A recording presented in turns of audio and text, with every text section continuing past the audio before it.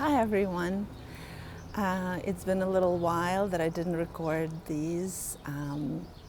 Almost a month. I've just been, I guess, not quite hiding, but I needed some time to process my feelings and just everything that's going on energetically. I don't know about you, but I've just been submerged by so much shadow material, all the stuff that I thought I've already processed has been coming up for me again. So deeper and deeper, spiral twists as it happens, right? The healing process is not linear. It's actually a spiral, and you just go deeper and deeper and deeper, and each layer uncovers, frees the next layer.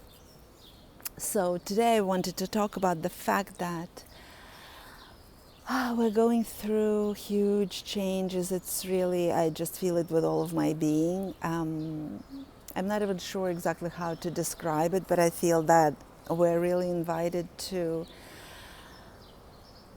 understand ourselves, master ourselves, understand what, who we are and what we are. And I think all of us are being invited to step out of our familiar identities and what we understand ourselves to be. And especially when it comes to relationships, I just have been really observing my own reactions and reactions of others toward me lately.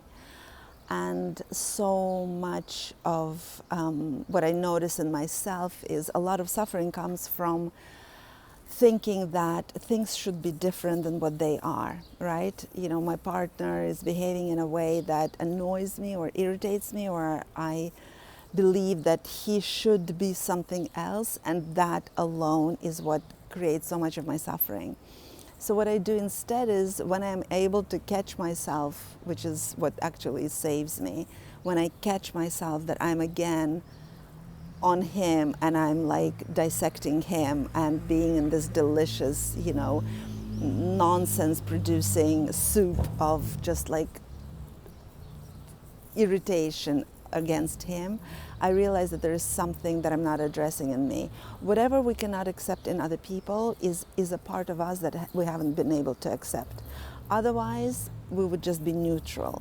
So anytime you feel a strong emotion, irritation, resentment, anger, understand that it's not anything that anybody is doing to us, right? We are not so much that we're doing it to ourselves, it's just through this situation, through this event, through this person, through this relationship, our older wounds, our unprocessed emotions that live in our body are being reawakened and brought to the surface. So if we live, for example, on our own and nobody ever irritates us, well, that makes us think that we're fine on our own. But in fact, we understand who we are and we learn who we are through our relationships with others, because every person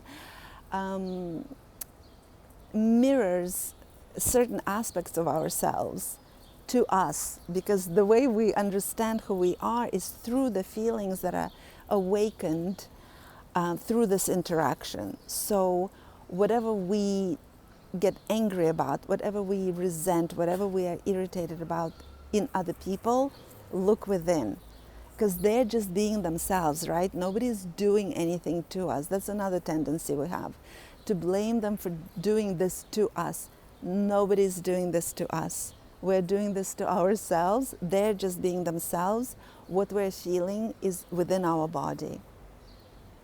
So much relationship advice is talking about what they did, how they betrayed us, how they hurt us, how they've, not behaved according to our expectations. It's just a waste of time, because our expectations, our assumptions are so often not the truth. It's just inherited beliefs. I mean, I myself, when I look at my relationship with love and what I thought love was, it was so completely unrealistic, so completely, unrealistic, impossible to expect from anyone. So when we understand what love is, when we understand what pain is, when we understand what betrayal means, our relationships will change dramatically because we will look within. And when we look within and when we attend to that inner child that is wounded, that acts up in our relationships, we will then look at other people in a completely different way. And I know it's really, really hard, and I know I'm the first to admit it's difficult. I catch myself all the time how easy it is to fall back to blaming other people for the pain I'm feeling, but it's not their responsibility. My pain is mine. I need to look where it comes from. Why am I allowing the things that cause me pain? And is it their responsibility or is it mine, right? Also,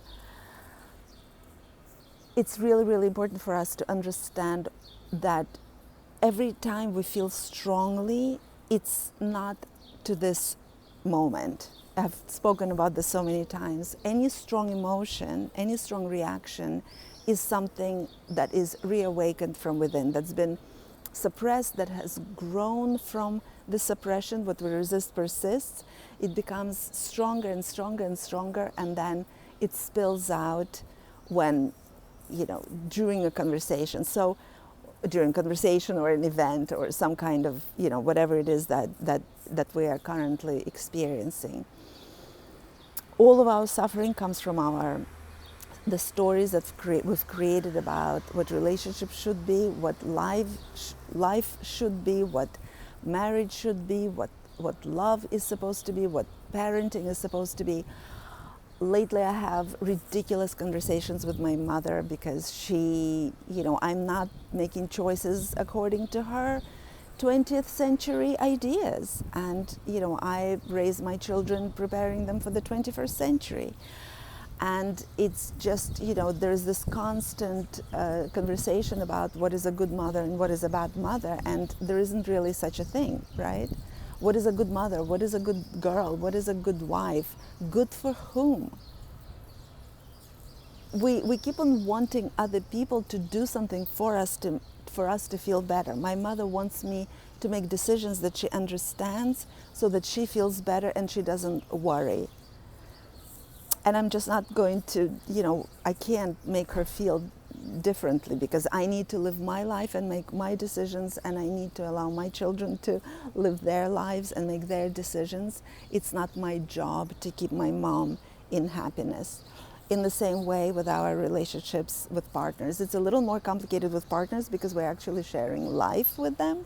So there are certain expectations of partnership, of cohabitation, of co-parenting perhaps, that need to be discussed and addressed and agreed upon. But even in there isn't a one-size-fits-all formula. It's up to each one of us to understand what is important for us, what is non-negotiable, what is good to have and what is non-negotiable, and then make our own rules and agreements that are specific to us, that work for all of us, the partnership that we're engaged in. Dragging the past, the inherited beliefs, the inherited assumptions, the inherited ideas do not serve us anymore. What we've inherited is a completely sick society.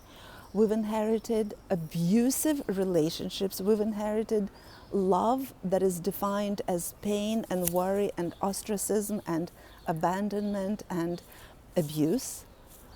What when we say family is everything, in my observation, family is a cesspool of dysfunction, distortion, raising people who are not allowed to be themselves. So I am a very disruptive element, obviously, in the lives of people who are with me and in society at large, and I'm prepared. And it's very painful. I'm shedding a lot of relationships at the moment. It's not easy, but I just can no longer stuff myself back into a muted, silent, pleasing box out of which I've sprung up a few years ago. So yeah, I don't know. This is kind of a mixture of everything. It's the first time I'm recording in a month. But I really just wanted to start showing up because huge things are coming up for me, and I will be posting more, and I will be writing more, and I will be recording more. But just for today, this is what I wanted to share. All right, everyone, let me know how this resonates.